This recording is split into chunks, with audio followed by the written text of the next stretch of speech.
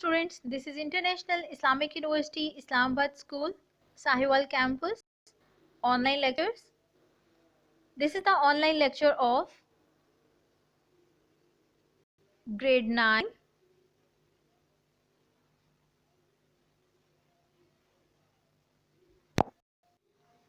This is the online lecture of grade 9, subject physics, unit number 3. The name of this unit is dynamics, and this is the 8th lecture of this unit. First of all, students, open your books and make sure you have to listen to my lesson attentively. In this lesson, first of all, we will do the example 3.7. A bullet of mass 20 grams is fired from a gun with a muzzle velocity 100 meter per second. Find the recoil of the gun if its mass is 5 kg. एक bullet है जिसका मास 20 grams है, वो fire की गई है एक gun के साथ जिसकी वेलोसिटी हमारे पास क्या है 100 मीटर पर सेकेंड. आपने फाइंड करना है रिकॉइल ऑफ अ गन, और अगर उसका मास हमारे पास क्या है 5 kg. आपको गन का मास दे दिया, आपको बुलेट का मास दे दिया और आपको उसकी वेलोसिटी दे दिया. आपने गन की जो रिकॉइल जो कितना वो झटका दे के बैक की तरफ मूव करेगी वो आपने फाइंड करनी है. इंफॉर्मेशन जो हमें गिवन है वो हम लिख लेते हैं. मास जो हमारे पास है बुलेट का स्मॉल m, वो हम क्या करते हैं ग्राम्स को किलोग्राम्स में चेंज कर लेते हैं. ग्राम्स को किलोग्राम्स में चेंज करने के लिए मैं क्या करूंगी 1000 से डिवाइड कर दूंगी. तो 20 डिवाइडेड बाय 1000 मेरे पास क्या आ जाएगा 0.02 किलोग्राम्स. नेक्स्ट हमारे पास वेलोसिटी जो है वो 100 मीटर पर सेकेंड है और मास मेरे पास कैपिटल M वो क्या है 5 किलोग्राम. अब मैंने कैपिटल V फाइंड करना है. अब मैं फॉर्मूला लगाऊंगी according to the law of conservation of momentum. उसका फॉर्मूला मेरे पास क्या था capital M V plus small m v equal 0. मैं इनकी वैल्यूज लगा देती हूँ. जब मैं वैल्यूज लगाऊंगी तो मेरे पास आएगा 5 kg multiply v plus 0.02 kg multiply 100 metre per second equal 0.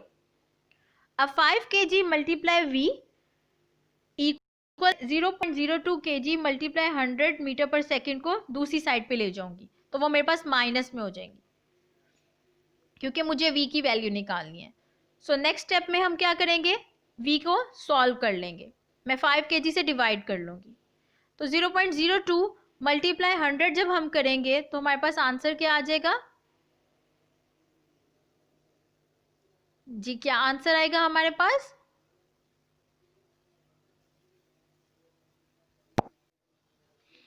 जी v मेरे पास आ जाएगा माइनस 0.4 मीटर पर सेकेंड. अब ये माइनस साइन क्या इंडिकेट कर रहे हैं. The negative sign indicates that the gun recoils, that is moves in the backward direction opposite to the motion of the bullet with a velocity of 0.4 meter per second.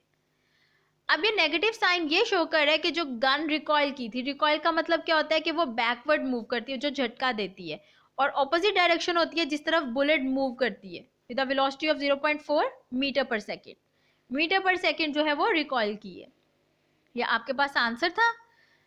Now student, our next topic is friction. What is friction? Have you ever notice why a moving ball stops? क्या आपने कभी notice किया है कि एक चलती ball जो move करती हुई बॉल है वो रुक क्यों जाती है? Why bicycle stop when the cyclist stops pedalling? Bicycle क्यों रुक जाती है जबकि साइकिल चलाने वाला जो होता है वो पैडल चलाना बंद कर देता है, तो साइकिल क्यों रुक जाता है? अब मैं आपको एक्सप्लेन करूंगी क्यों. Naturally there must be some force that stops moving object. Since a force not only moves an object but also stops moving object. अब वो कह रहे हैं कि कोई ऐसी फोर्स होती है जो कि ऑब्जेक्ट को मूव करने से रोकती है. ठीक है, ऐसा नहीं है कि जो फोर्स है वो सिर्फ ऑब्जेक्ट को मूव करने में मदद देती है, नहीं, वो ऑब्जेक्ट को रोकने में भी हेल्प करती है, ऑब्जेक्ट को स्टॉप भी करती है. इस फोर्स को हम क्या कहते हैं फ्रिक्शन फोर्स. अब हमारे पास फ्रिक्शन क्या होती है. The force that opposes the motion of a moving object is called friction. Friction हमारे पास क्या होगी, वो फोर्स जो कि मूविंग ऑब्जेक्ट को मूव करने से अपोज करती है, उसको रोकेगी, वो फोर्स हमारे पास क्या होगी, फ्रिक्शन फोर्स। हमें फोर्स लगाने से रोकती है, उस फोर्स को हम क्या कहेंगे, फ्रिक्शन फोर्स। हम जैसे ही मैं एक्सटर्नल फोर्स लगाऊंगी, एक्सटर्नल फोर्स मेरे पास क्या होती है, जो वो मैं खुद फोर्स लगाऊंगी, वो हमारे पास क्या होती है, एक्सटर्नल फोर्स। तो जैसे ही मैं एक्सटर्नल फोर्स लगाऊंगी तो उसमें क्या हो जाएगी, फ्रिक्शन फोर्स जो है वो प्रोड्यूस होगी, जो कि बॉडी को मूव करने से रोकेगी। अब जो हमारे पास ये फ्रिक्शन फोर्स है, ये हमारे पास फ्रिक्शन और एक्सटर्नल फोर्स का जो है वो हमारे पास ये एक्शन एंड रिएक्शन न्यूटन के थर्ड लॉ से सिमिलर है, जैसे कि एक्शन एंड रिएक्शन। अब एक्सटर्नल फोर्स में जैसे ही अप्लाई करूंगी, मेरे पास क्या होगा, वो एक्शन होगा। अब वो उसका रिएक्शन देगी, उसका रिएक्शन क्या होगा कि मेरे पास बॉडी मूव करना स्टार्ट हो जाएगी। और जैसे ही मेरे पास बॉडी मूव करना स्टार्ट होगी तो मेरे पास क्या होगा कि फ्रिक्शन फोर्स प्रोड्यूस हो जाएगी, वो बॉडी को मूव करने से रोकेगी। ठीक है। अब नेक्स्ट हमारे पास ये है कि जो फ्रिक्शन फोर्स है वो डिपेंड करती है किस पे, वो देखते हैं। Friction force is comes that comes into an action as soon as the body is pushed और pulled over a surface. In case of solids, the force of friction between two bodies depends upon many factors such as nature of two surfaces in contact and the pressing force between them. अब वो कह रहे हैं कि जो friction force है वो जो है वो डिपेंड करती है किस पे, जो फोर्स ऑफ फ्रिक्शन है वो डिपेंड करती है किस पे, एक नेचर ऑफ ऑब्जेक्ट पे, और सेकेंडली वो किस पे डिपेंड करती है, प्रेसिंग फोर्स पे। अब नेचर ऑफ फोर्स से हम क्या डिपेंड लेते हैं, नेचर ऑफ फोर्स से हम ये कहते हैं कि उनका मटेरियल कैसा होगा, कि वो किस चीज से बनी होंगी। नेचर ऑफ ऑब्जेक्ट मतलब कि वो किस मटेरियल से बनी हुई है। और प्रेसिंग फोर्स, जो मैं फोर्स लगा रही हूँ, जो मेरी एक्सटर्नल फोर्स होगी। अब इसकी एग्जांपल मैं पहले लेती हूँ। मैं कहती हूँ कि मैंने कोई दो वुडन बॉक्स लिए, ठीक है, वो एक ही मटेरियल के हैं, वुडन बॉक्स सेम वुडन के बने हुए हैं। अब ये देखना है कि उन पे फ्रिक्शन फोर्स ज्यादा होगी या कम, वो किस पे डिपेंड करेगा, फर्स्ट उनकी नेचर पे, और सेकेंडली किस पे डिपेंड करेगा, मैं उस पर जो फोर्स लगा रही हूँ, मैं उस पर कितनी फोर्स लगा रही हूँ। ठीक है। इसी तरह से मैं कहती हूँ कि मैंने दो डस्टर ले लिए, वो भी सेम मटेरियल के लिए, और उनको मैंने स्टार्ट कर दिया रब करना, वो एक दूसरे के साथ मैंने उनको रब किया, तो उन पे क्या होगा कि फ्रिक्शनल फोर्स प्रोड्यूस होगी और वो डिफिकल्ट होंगे मूव करना। जितनी वो मोर फ्रिक्शनल फोर्स होगी, इसका मतलब है उनको डिफिकल्ट होगा मूव करना, क्योंकि उनको रोकने की, उन पे जो फोर्स लग रही है कि वो मूव ना कर सके, वो क्या है, ज्यादा है। लेकिन अगर इसी तरह से मैं एग्जांपल ले रही हूँ ग्लास स्लैब की, ठीक है, ग्लास स्लैब, हमारे पास ग्लास जो होता है वो स्मूथ होता है, उस पर हमें लेस फ्रिक्शन लगानी पड़ेगी। उसकी नेचर की वजह से उसमें क्या होगा कि लेस फोर्स लगेगी और वो इजीली मूव कर जाएगा। ठीक है। लेकिन वो किस पे डिपेंड कर रहा है, अपनी नेचर पे। लेकिन अब जैसे ही मैं प्रेसिंग फोर्स अगर मैं ले रही हूँ, सेकेंडली इसका क्या है मेरे पास, प्रेसिंग फोर्स। प्रेसिंग फोर्स मतलब जो मैं एक्सटर्नल फोर्स लगा रही हूँ। अब एक्सटर्नल फोर्स हमारे पास क्या होगी, वो भी डिपेंड करती है किस पे, फ्रिक्शनल फोर्स पे। ठीक है। अब आप यहाँ पे उन्होंने आपको एग्जाम्पल दिए, rub your palm over different surfaces such as table, carpet, polished marble surface, bricks etcetera. अब आपने अपनी पाम, अपनी मतलब हाथ की हथेली लेनी है और उसको डिफरेंट सरफेसेस पे जो है वो आपने रब करना स्टार्ट करना है। तो आपको इजीली पता चल जाएगा कि उन पे जो है वो नेचर और जो फोर्स है वो कैसे डिपेंड करती है। जैसे जैसे आप अपने जो पाम है उसको डिफरेंट थिंग्स पे मूव करेंगे, तो आपको पता चल जाएगा कि किस पे फोर्स आपको ज्यादा लगानी पड़ रही है या किस पे जो है वो इजीली मूव कर जाएगी। ठीक है। लेकिन अगर आप ले रहे, अगर आप स्मूथ एरियाज पे या स्मूथ सरफेसेस पे जो है वो मूव करेंगे, तो आपको जो है वो फोर्स कम लगानी पड़ेगी, वो इजीली मूव कर जाएगा। लेकिन जैसे ही आप जो डिफिकल्ट पे करेंगे, जैसे कि आप कारपेट सॉरी किसी पे भी कर लें आप, सॉरी आप वुडन बॉक्स पे कर लें, या आप किसी डस्टर वगैरह पे कर रहे हैं, रफ सरफेस पे कर रहे हैं, तो आपको उन पे फोर्स जो है वो ज्यादा लगानी पड़ी है और वो मूव भी डिफिकल्टली से होगा, डिफिकल्ट जो होगा उनके लिए मूव करना होगा। ठीक है, अब वो कह रहे हैं कि वही चीज वो बता रहे हैं, you will find smoother is the surface, जितनी की सरफेस स्मूथ होगी उतना ही उनके लिए इजी होगा मूव करना, लेकिन जितनी ही सरफेस हार्ड होगी उतना ही आपके लिए मूव करना भी डिफिकल्ट होगा।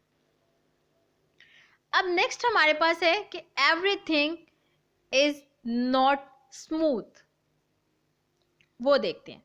उससे पहले मैं आपको एग्जांपल्स बताती हूँ, फ्रिक्शन की एग्जांपल क्या होंगी। फ्रिक्शन की फर्स्ट एग्जांपल हमारे पास जो है वो बाइसाइकिल की है, कि बाइसाइकिल जो है वो साइक्लिस्ट है, वो पैडलिंग कर रहा है, तो टू ओवरकम फ्रिक्शन, वो फ्रिक्शन पहले वो जब देखेंगे आपके साइक्लिस्ट जो है वो जो पैडल मूव करेगा तो उसके लिए थोड़ा मुश्किल होगा, लेकिन एक टाइम ऐसा आएगा कि वो बहुत इजीली पैडलिंग करके उसका साइकिल जो है वो स्पीड देगा, वो बहुत तेज चलाएगा क्योंकि वो फ्रिक्शन को ओवरकम कर देगा। नेक्स्ट आपके पास है टू वॉक और to run friction is needed to push the ground backward, आपको चलने या भागने के लिए फ्रिक्शनल फोर्स की जरूरत होती है जो कि आपके पास क्या करती है, ग्राउंड को बैकवर्ड मूव करवाती है, क्योंकि वो आपको ऑपोजिट डायरेक्शन पे लेके जाती है, वो अपोज करती है, वो रोकती है, तो वो ग्राउंड को क्या करेगी, बैकवर्ड कर देगी। नेक्स्ट इसी तरह से पुशिंग फोर्स, आप फोर्स जो है वो ऑपोजिट लगा रहे हैं इस साइड पे, तो उसकी आपकी मोशन भी उसी साइड पे होगी, लेकिन जो फोर्स ऑफ फ्रिक्शन है वो उसके ऑपोजिट डायरेक्शन पे होगी, वो उसको रोकेगी मूव करने से, तो आपको इसीलिए डिफिकल्टी होगी मूव करने में। अब नेक्स्ट आपके पास क्या है, नेक्स्ट हमारे पास है why friction opposes motion, friction oppose क्यों करती है मोशन को, मोशन को रोकती क्यों है। वही चीज, no surface is perfectly smooth, कोई भी सरफेस हमारे पास परफेक्टली स्मूथ नहीं होती। A surface that appears smooth has pit and bumps that can be seen under a microscope, जो सरफेस हमें स्मूथ नजर आ रही होती हैं लेकिन उनके अंदर एक पिट्स एंड बम्प्स होते हैं जिनको हम कहते हैं कि थोड़ा सा खुरदरा सा बन होगा, थोड़ा सा रफली होंगे, जो कि हमें आई साइड से नजर नहीं आती, लेकिन हमें क्या है, हम लोग उनको माइक्रोस्कोप के थ्रू देख सकते हैं, we can see them from microscope. ठीक है, अब ये आप देख सकते हैं, ये आपके पास जो है वो सरफेस स्मूथ नजर आ रही है, लेकिन अगर आप देखें उसको माइक्रोस्कोपिक के थ्रू देखें तो आपके पास एक वो लाइंस है जिनको आप एक कर्व लाइंस लगी हुई हैं, तो वो ये है जिनको हम बम्प्स कहते हैं। ठीक है, कि वो हमें हमारे पास क्या है, स्मॉल बम्प्स होंगे, स्मॉल इस तरह से लाइंस होंगी जो कि वो स्मूथली नहीं होंगी, वो ये शो करेंगी कि हमारे पास ये मटेरियल जो है वो स्मूथ नहीं है। ठीक है, वो ये क्या होगा कि वो दो चीजें जो है आप देख सकते हैं कि ये ऑपोजिट लाइंस है, एक ऊपर है और एक नीचे है, ये क्या करेंगी, ये दो चीजें आपस में जुड़ जाती हैं और फिर वो आगे मूव नहीं करेंगी। ठीक है, इस फिगर में आपको ये शो किया हुआ है कि दो वुडन ब्लॉक्स हैं, ठीक है, और वो पॉली सरफेस के साथ है, लेकिन जैसे ही हमने मैग्नीफाइड में देखा तो वो हमारे पास टू सरफेसेस जो हैं उनके अंदर हमारे पास गैप्स आ गए हैं या कॉन्टैक्ट्स हैं उन दोनों के दरमियान में, तो उनको हम क्या कहेंगे, बम्प्स, और बम्प्स को हम लोग क्या कहेंगे, कोल्ड वेल्ट्स। अब मैं आपको एक्सप्लेन करूंगी कि कोल्ड वेल्ट्स क्या होते हैं। The contact points between the two surfaces form a sort of cold welds, वो जो दो पॉइंट्स हैं, जो बम्प्स होंगे, गैप्स होंगे, वो क्या बना रहे हैं, cold वेल्ट्स। These cold welts resist the surface from sliding over each other. Adding weight over the upper block increases the force pressing the surface together and hence increases the resistance. Thus, greater is the pressing force, greater will be the friction between the sliding surface. अब वो यही चीज आपको कह रहे हैं कि ये जो कोल्ड वेल्ट्स होते हैं, जैसे ही हम इन पे वेट रखेंगे तो हमारे पास क्या होगा, वो फोर्स जो है वो इंक्रीज हो जाएगी, वो प्रेस करेगी एक दूसरे को और फिर उनमें रेजिस्टेंस जो है वो इंक्रीज हो जाएगा, और जितनी हमारे पास प्रेसिंग फोर्स मतलब एक्सटर्नल फोर्स इंक्रीज होगी तो उतनी हमारे पास फ्रिक्शनल फोर्स भी क्या होगी, आ जाएगी। अब नेक्स्ट हमारे पास है friction is equal to the applied force that tends to move a body at rest. It increased with the applied force. Friction can be increased to the certain maximum value. It doesn't increase beyond this. The maximum value of friction is known as the force of limiting friction, Fs. It depends on the normal reaction pressing force between the two surfaces in contact. The ratio between the force of limiting friction Fs and the normal reaction R is constant. This constant is called the coefficient of friction and is represented by mu. अब वो ये कह रहे हैं कि जैसे ही body, अब friction जो होती है वो हमारे पास क्या होता है कि जैसे ही हम फोर्स अप्लाई करते रहते हैं एक पॉइंट ऐसा आ जाता है जितनी मैं फोर्स लगाऊंगी एक्सटर्नल फोर्स होगी, फ्रिक्शनल फोर्स भी इंक्रीज होगी, फ्रिक्शनल फोर्स इंक्रीज होती रहेगी, लेकिन एक ऐसा पॉइंट आ जाएगा जहां पर हमारे पास क्या होगा कि वो लिमिट क्रॉस कर जाएगी, ठीक है, और मैं जितनी एक्सटर्नल फोर्स लगाती जाऊंगी तो एक पॉइंट ऐसा आ जाएगा जहां पे फ्रिक्शनल फोर्स जो है वो खत्म होने लग जाएगी. क्यों? क्योंकि जो फ्रिक्शनल फोर्स है वो इंक्रीज होते होते एक लिमिटेड पॉइंट में होती है, वो लिमिटेड होती है. वो जब अपने लिमिटेड पॉइंट से आगे क्रॉस हो जाएगी, लिमिट से क्रॉस हो जाएगी, तो वो फ्रिक्शनल फोर्स क्या होगी, खत्म होने लग जाएगी. इसकी एग्जांपल हम एक वो बाइसिकल से ले सकते हैं कि जैसे आप पैडल को मूव करना स्टार्ट करते हैं, एक्सटर्नल फोर्स आप लगाते हैं तो उसमें फ्रिक्शनल फोर्स अप्लाई हो जाती है, आती है, लेकिन कुछ टाइम बाद आप क्या होता है कि आपकी जो मूवमेंट होती है वो स्मूथ होना शुरू हो जाती है. क्यों?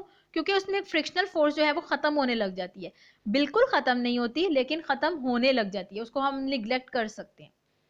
जैसे ही मैं जितनी ज्यादा एक्सटर्नल फोर्स अप्लाई करती जाऊंगी तो मेरे पास फ्रिक्शनल फोर्स क्या होगी, कम होने लग जाएगी. तो वो जो पॉइंट होगा उस पॉइंट को मैं क्या करूंगी, फोर्स ऑफ लिमिटिंग फ्रिक्शन. वो मैक्सिमम पॉइंट ऑफ फ्रिक्शन का क्या होगा, फोर्स ऑफ लिमिटिंग फ्रिक्शन, और उसको मैं किससे डिनोट करूंगी, एफ एस से. और वो किस पे डिपेंड करता है, प्रेसिंग फोर्स पे, और उसकी रेशो. अब वो कहते हैं कि जो रेशो है between the force of limiting F S and normal force वो मेरे पास कांस्टेंट होगी, ठीक है, और वो ही हमें डिस्क्राइब करेगी कि वो उसके शो करेगी how will be the motion, कि मोशन किस तरह की होगी. और इस कांस्टेंट को मैं क्या कहूंगी, कोफिशिएंट ऑफ फ्रिक्शन, और वो किससे रिप्रेजेंट करेगा, म्यू से.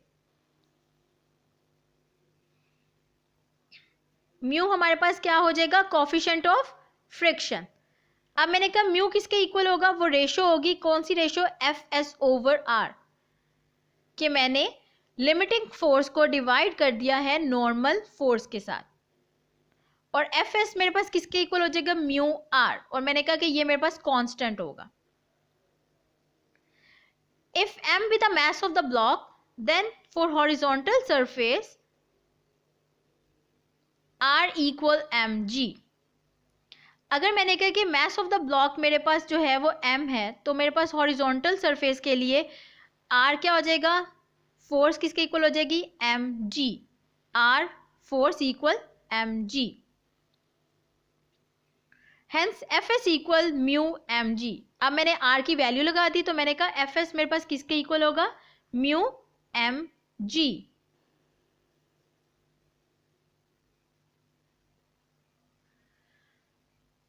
Okay students, now friction is needed to walk on the ground. It is risky to run on the wet floor with the shoes that have smooth soles. Athletes use special shoes that have extraordinary ground grip. Such shoes prevent them from the slipping while running fast. अब friction जो होती है वो is needed to walk on the ground.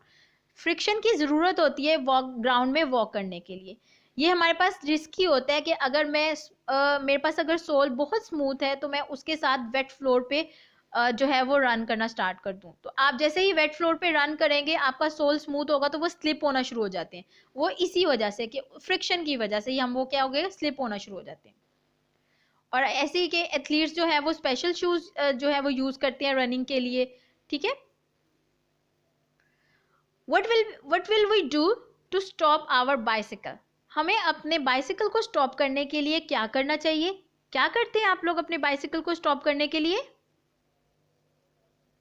Yes, we will apply brakes. हम क्या करते हैं? Brakes apply करते हैं. The rubber pads pressed against the ribs provide friction.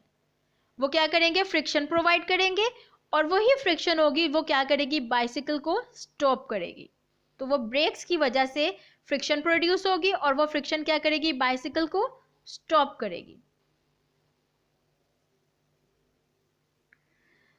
Now you have a short questions. What is friction? The first short question is friction. Write down the definition of the friction. You have to do these short questions on your physics register.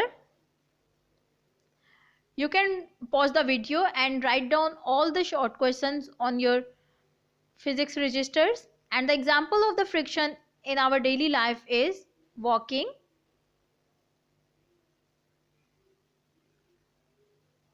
writing.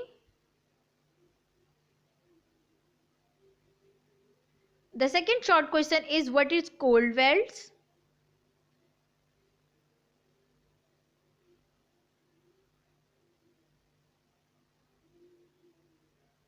And third short question is what is the force of limiting friction? Again, I am telling you, you have to write down all these short questions on your physics registers.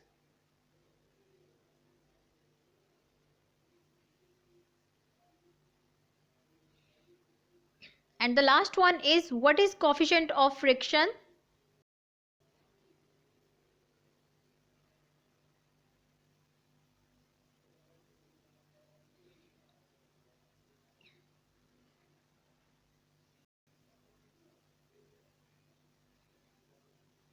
Now students, you have a homework.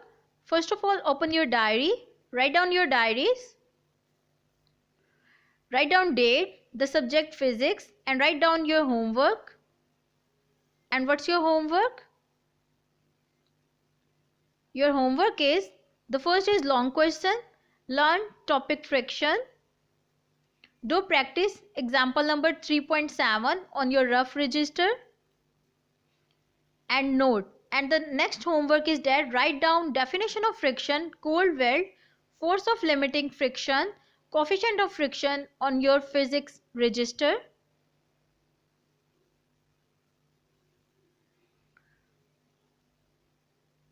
Okay students, this is the end of our lesson. Allah Hafiz.